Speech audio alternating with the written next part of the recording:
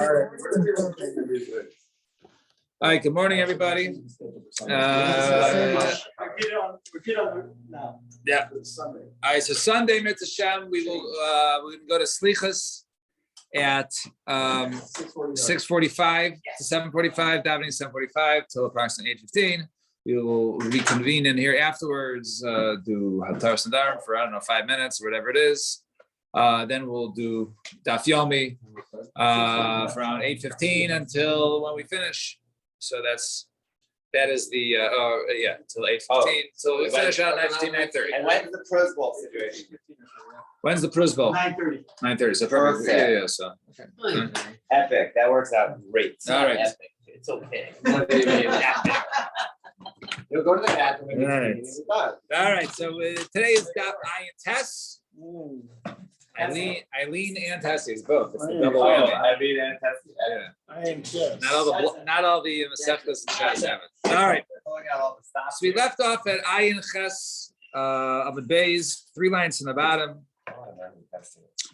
Hoy Isasa, the boy, the Tavachini Nichse Migavra.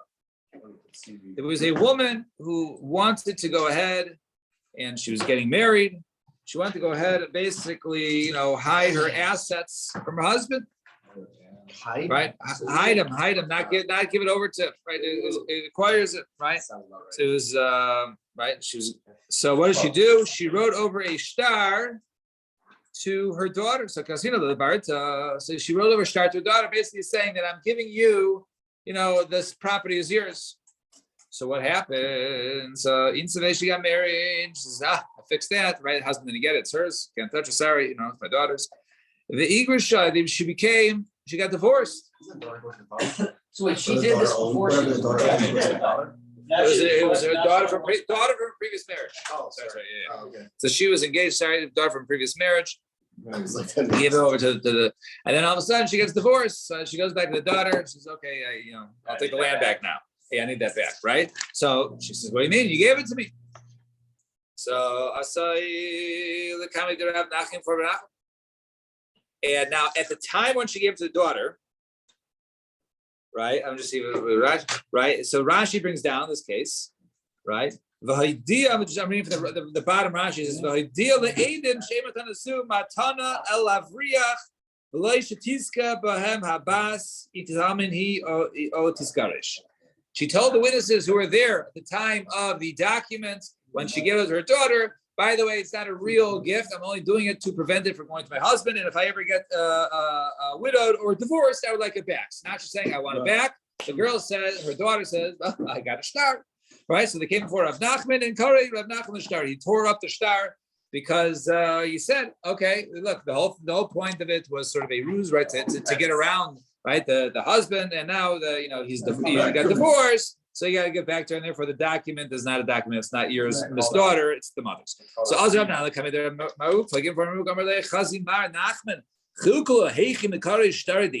So you see, Nachman, he's the peasant or whatever. He's not a bucky, right? You see what he did with this star? Okay, no, tell me what happened, right? Tell me what happened. Why did he tear up the star? So he says, okay, that's what happened. The woman was getting married. She wrote over a star to her daughter, and she told the witnesses who were there that I'm only doing this so my husband doesn't get it, but if I get one in divorce, I want it back. And that's what happened. So Amalei, star mevareches kamarta, right? You're talking about a star mevareches, right? That is a star which is used to chase away, basically to chase away the husband's power to go ahead and collect. This is the time of the marriage. So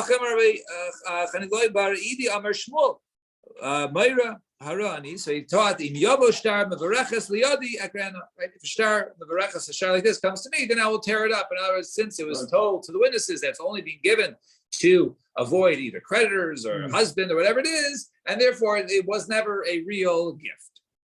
And Amalei Rav Nachman, what's the reason? Because a person doesn't give away all his assets and leave himself nothing. So Hani Mili Vachrini. But maybe that's only for a stranger. Avala Barta, but maybe her daughter, right? Yavina, right? Maybe she should give us. It's one thing to give to a stranger. You're not going to give away assets, but your daughter, right? Who else, do you want your property going to them besides your only child? not that one. It's like. Afilu haki, yeah, right. Afilu haki, but malkum barta nafsha adifalei. She said, yeah, nevertheless, yes, giving your daughter is nice, but giving to yourself is a little nicer. So therefore, that if she left herself with no other land and she gave it all to her daughter, so therefore we know that even that she really didn't mean it, and therefore tear it at the start. The Meisvei writes that if one of those guys wants to go ahead and basically how you do for her husband, what should you do? Kate said what should you do? Right? You write this false document, right? Shtar usually refers to a different case. Right? Person shows, the letters of credit that shows he's wealthy, which is not really, which is sort of fictitious. But she writes this basically this fake shtar. Yeah. All right, so you write the shtar pasana acherim. This is the opinion of Rosh Gamliel. In other words, you write a shtar to others, basically to hide the asset. Right? So says the Chachamim, right? If the person has it, then the person can go ahead and laugh at him. Says, "Oh, I got a shtar. Shtar says you gave it to me. It's mine." What does the shtar pasim say? Wait, in this case, Yeah. In this case, it just says that I'm giving this as a matana to somebody else. Normally, what a shtar pasim is, it's like, I want to show someone I'm wealthy, so we write a letter that says you owe me $1 million. So it says, oh look, I got this, some people owe me millions of dollars, right? Assuming I said a cruise right? So there, so it shows I'm wealthy, but it's really like a false document. So in this case, so come and say no, if the right document gives over a gift, that works, and therefore the person can keep the gift and laugh in your face. Unless the Chachamim say, it's a good idea. Write in the shtar. This field is yours today, right? As the time, like say before the woman got married, when retroactively from when I say it's good. So in other words, if later on I say I want you to keep it, then it goes back retroactively. But she doesn't say it. She gets divorced or widowed. She's not going to say I want you to keep it. She won't trigger the part of like she'ertze, right? When I want, she doesn't want. So that is good enough to keep it away from the husband, but therefore also gives her the ability to not allow the daughter to go ahead and take the land from her. It's a topic because of lahachi. So according to it sounds like only right this. Can you look here? But it sounds like then that it doesn't work at all, and therefore the lokech should get it. So if that's the case, now if the shtar. Is it like double dipping? No. Wait, which why? How? It's like selling your chametz. It's like right. So double dipping. That's how it is. But now, right.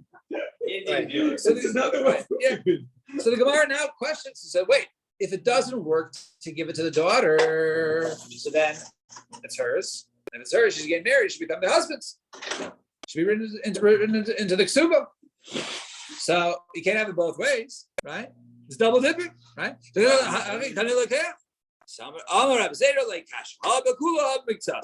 it's the entire amount, in other words, if we see that he writes over everything, then we know that it was not the case. It was not sincere, and therefore the person will be able to go ahead and get it. However, it was mitzasa. Then perhaps it was only part of her assets, whatever it was. Then perhaps we can go ahead and assume that it was given sincerely. What's your basis for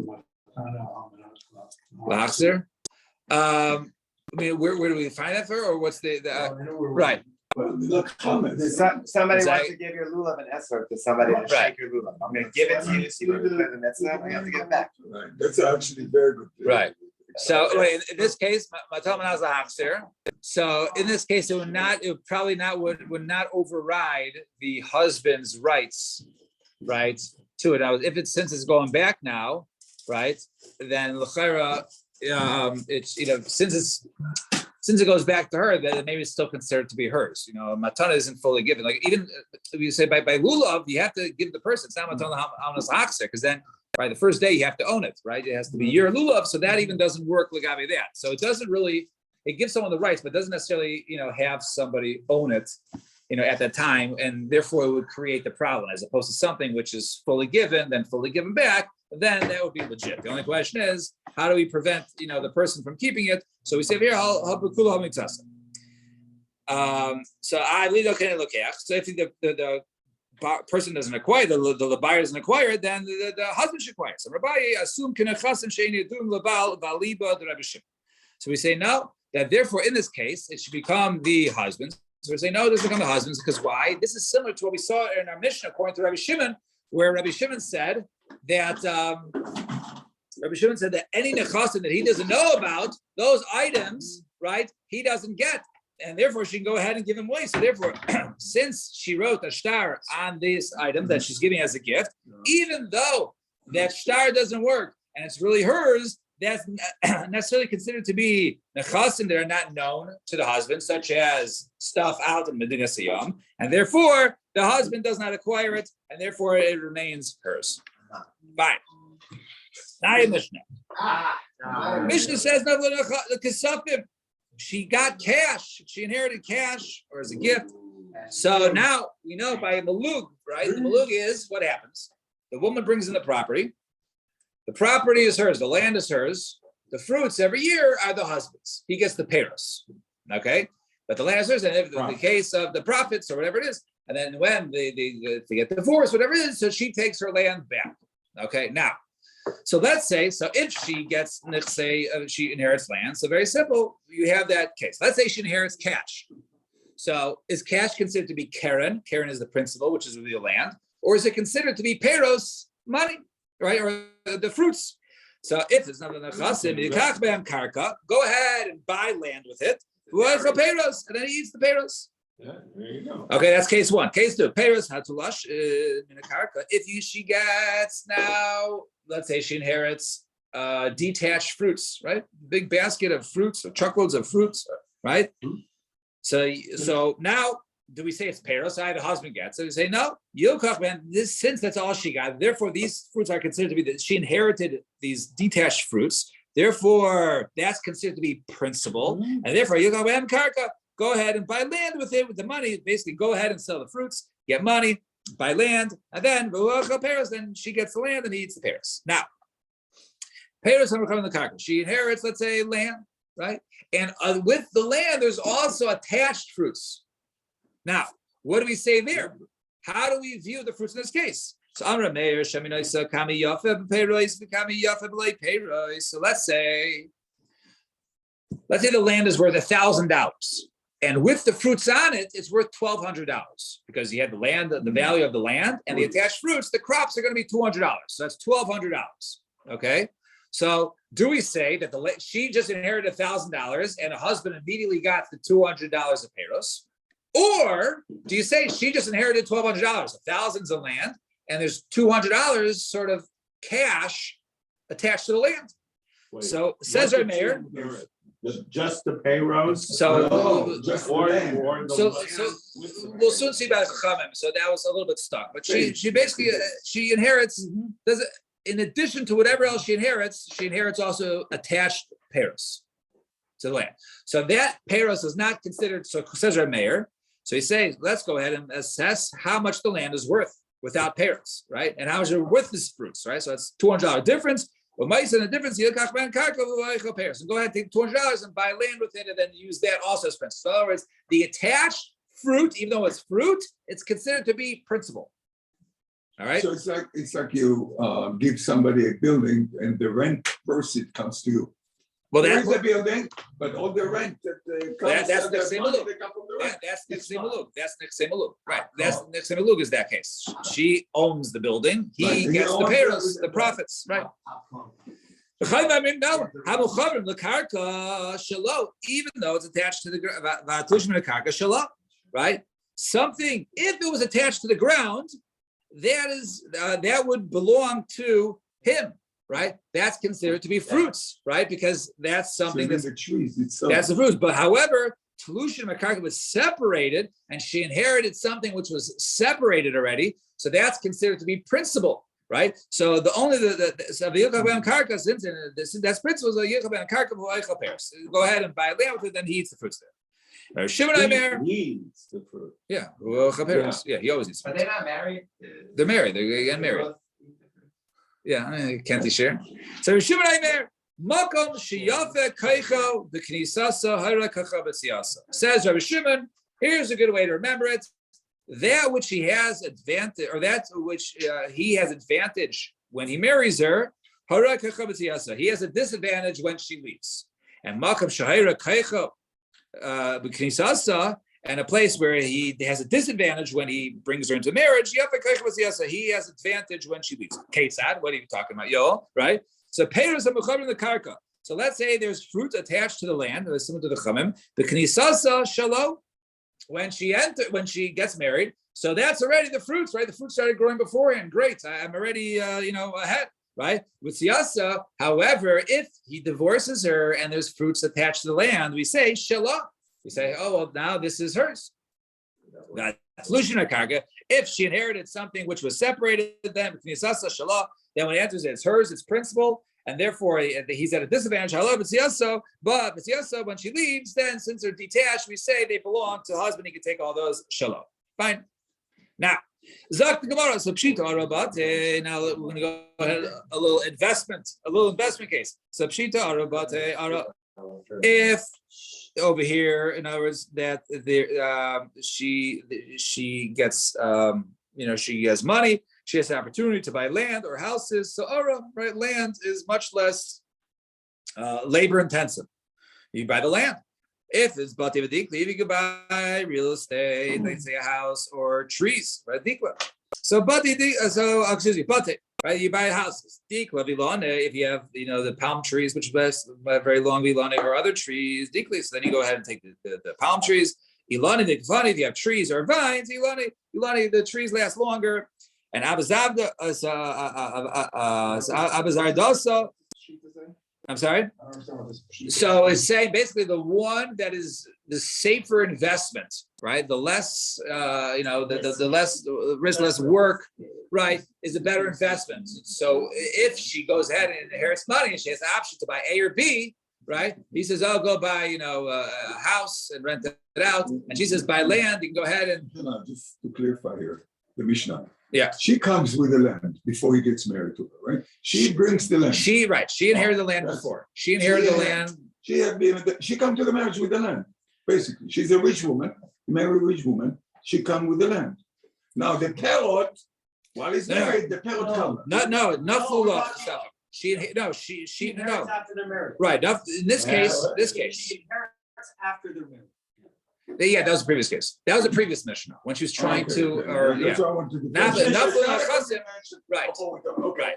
So therefore, she inherited while they're married. Now, what do we do with this assets? Right.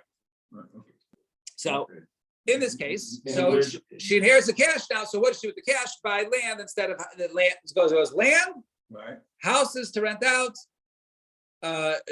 trees. Or no, palm trees, fruit trees, and vines. Vines. Now, so next case. So, all those things are considered different principal. yes, those are principles. What to do with the money? Because she got cash. What should you do with the cash? Find the most secure investment. Exactly. Right. So Eva is also paid the kafri. So let's say you have a certain like a sword bush, right? Fruits or whatever it is, or so something which basically doesn't last, or a pair of the kafri, or you have, let's say, a little fish pond, a koi pond, something.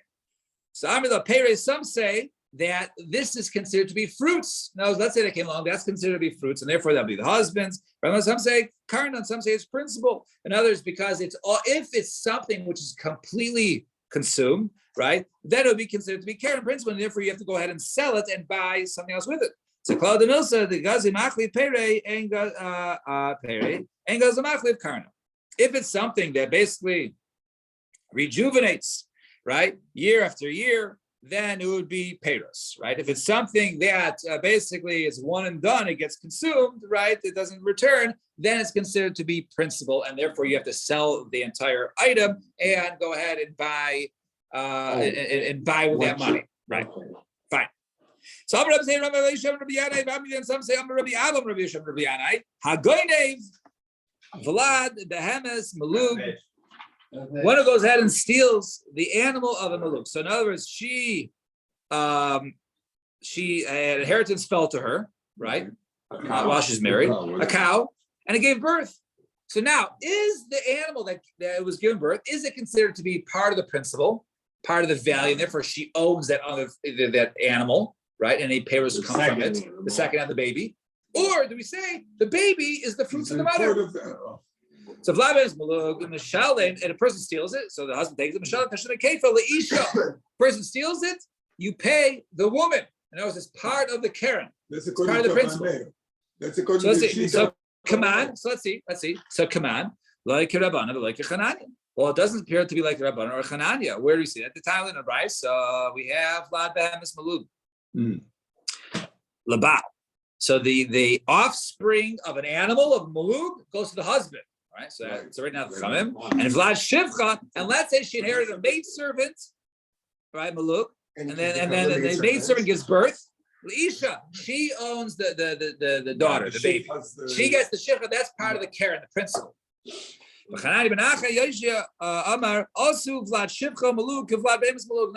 Just like the baby animal belongs to the husband, so too the baby shivcha also belongs to the husband. But nevertheless, we see both shitas here hold that it goes to the husband and not the animal, right? The baby animal goes to the husband and not Mishalim Tashakef El Isha. So Hava's asking, where's the stuff? He'll take the very call. The Rabbanan give the Paris. In other words, what is the Paris? The Paris is the actual animal itself. Someone steals it, but you get kefel on the baby, it was stolen, therefore that's the fruits of the fruits. So therefore the fruits of the fruits don't go to the husband, that goes, it's a bit lumbus, right? It's a stretch. But that goes to the wife. So I understand Hanania. Why he's not worried about the mother dying, or excuse me, the shivcha dying, or the animal dying, and therefore the principle is always intact. And therefore, when it gives birth, that's the paros. So therefore, it makes sense that the animal, the baby, always goes to the husband. If he's worried about the mother dying, right? So if he's worried about the mother animal dying, so therefore, that the baby is not considered to be paros, not fruits. It should be part of the principle, right? Because some of the principle goes away by dying, and you still have some principle left, i.e., the baby. So therefore, even the Vlad Behema should be hers, right? Right? And if he's not concerned about dying, so therefore the Paris, I feel Vlad Shivchas Malug Nami. So therefore, he should not be worried about the mother maidservant dying. And therefore, the baby, the human baby, the baby maidservant should belong to the husband. So the answer is no. Really, he is chaysh l'misa. We're worried that principle doesn't go to zero, right? We can't have principles go to zero. It can be diminished, but just can't go to zero. And if a person dies, it goes to zero. The animal, even if it dies, never goes to zero. There's still this principle. What's the principle? The heights. A human dies, it goes to zero. So therefore, in the case of the human, we're worried about dying. So therefore, even if he has offspring, the mother shivcha has a baby. So the baby now, the principle just increases. It's part of the principle.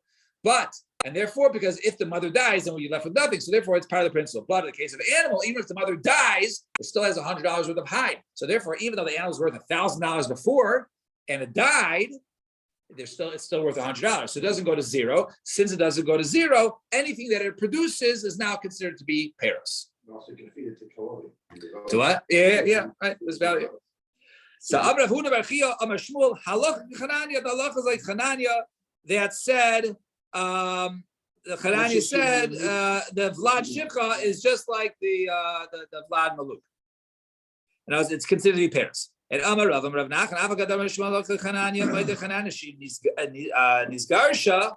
Now, sen is done even a Tulasa of Nipnei Shevach Beisavia. That even though we just say it's considered to be pairs, the husband gets the fruits. However, if she gets divorced and she says, I want the baby, right? The mother worked for me, or the grandmother, took care of my mother, and so on and so forth, right? She's allowed to go ahead and basically give the market value to the husband, give cash, and she gets the Vlad back. Why? Because Shevach Beisavia, right? Because of the prominence of her father's home, it was basically part of the estate that was always part of the house, so therefore it doesn't want it changing hands.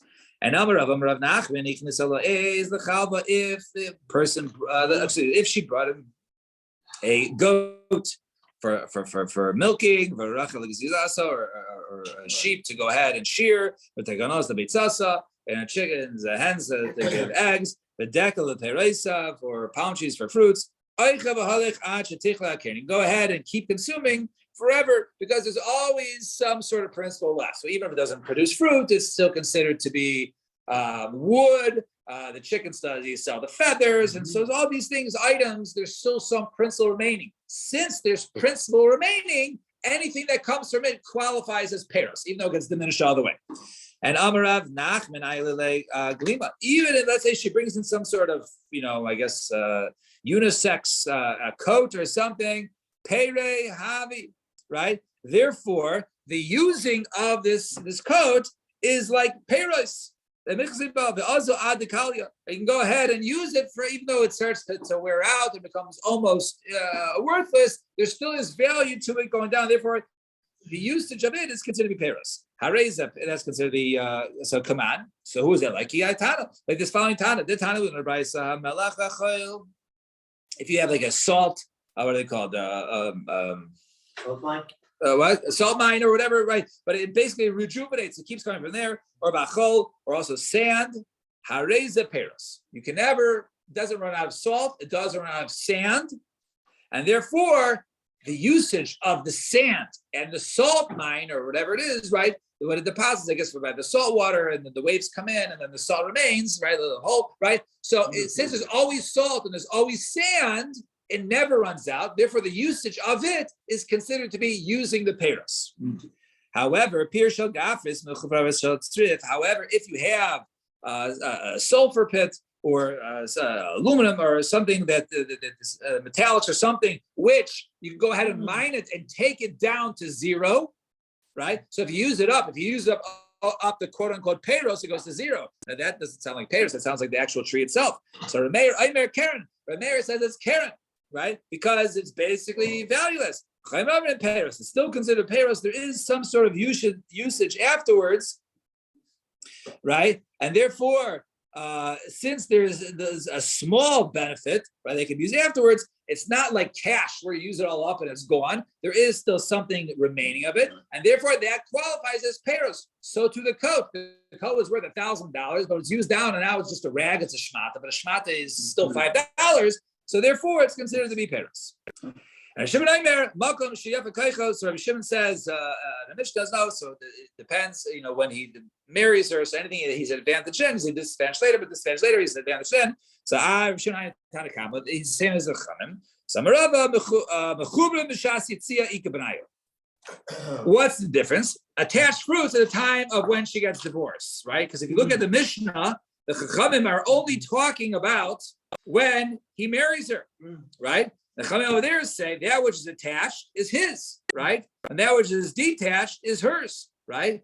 And Rabbi Shimon says, okay, it works the opposite, right, of when she gets divorced. However, the Chachamim didn't speak about that situation. So maybe, so in that case, the Chachamim would say that something which was detached, right? Right. So if you're saying something that was right, something which was attached, right, according to Rabbi Shimon, right, something which is attached belongs to her on the way out, but according to the Chachamim, they would say no. That since the fruits grew while they were married, he gets to detach those fruits and take those with her. Those are his Peros. As opposed to Rabbi Shimon says, no, since they're attached to the ground and coming into the marriage, they're his, but going out, they would belong to her. She'd be able to go ahead and take them in a divorce. Fine. So that was the difference between Rabbi Shimon and the Tanakh and the Chacham. Fine. Zak the Mishnah. Naya Mishnah. Mishnah says, Naftula avodim v'shivchas zakenim. She got servants and the maid servants, right, or slaves. Zakenim, they're older. They're not going to go ahead and rejuvenate, have children. Yimakru the kachman karka. Sell them. Go ahead and get cash for it, because otherwise you're going to, until he died, then you're left with zero principal. So sell these slaves and get then buy others with them. The kachman karka, and then you go ahead and buy land. Or comparison, he can go ahead and eat the fruits from the land. No, can't go ahead and sell them because she inherited from her father's house. This is something which was, belonged to the family. You can't just force her to sell it for cash. Now, this is not the Usha to the Isha from her parents or from their husband? No, from her side, from her side, right. Now, Nafla is a civic fun. If it's let's say she inherited, let's say olives, right, and vines and stuff that don't no longer produce fruits, right?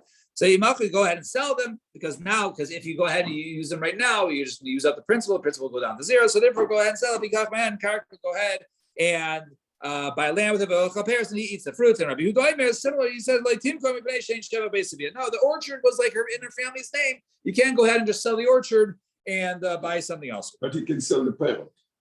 That's he can sell. It's like you marry. Well, so, the parent they can. not the land, because it's hers, but the parrot and produce.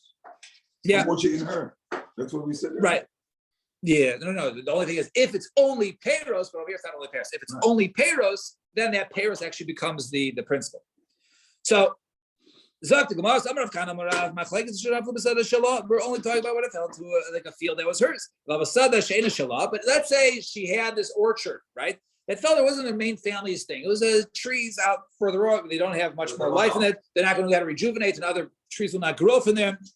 Divrei Hakol Timkor, everyone says you can go ahead and sell that far off land, because over there, right? That's not the end of the the principle, and there is no Shevach Beis Savia. So, and therefore, since there is some sort of value to it, so therefore you can go ahead and you can't sell it. It's considered to be a field, right? That's not hers, right? Right. And in other words, and therefore, it's not part of something larger. It's not a field that's hers, and therefore it's considered to be like something which is shada sheina shala, right? And nevertheless, they still argue, right? They still say that some say you can sell it. So Eli, and some say you can't sell it. We're talking about a field that's not hers, right? That's when one says that you can go ahead and Timachar, and then the Rabbi Shimon or Rabbi Yehuda say no, you can't. However, the Sada Shalom, but if it's her field and Divrei Hakol Timkar, then she can't go and sell it. Why? Because of the proceduralness of her father's house. All right, we'll stop here at the Mishnah tomorrow Sunday. It's a chef. So we'll continue from here. So 6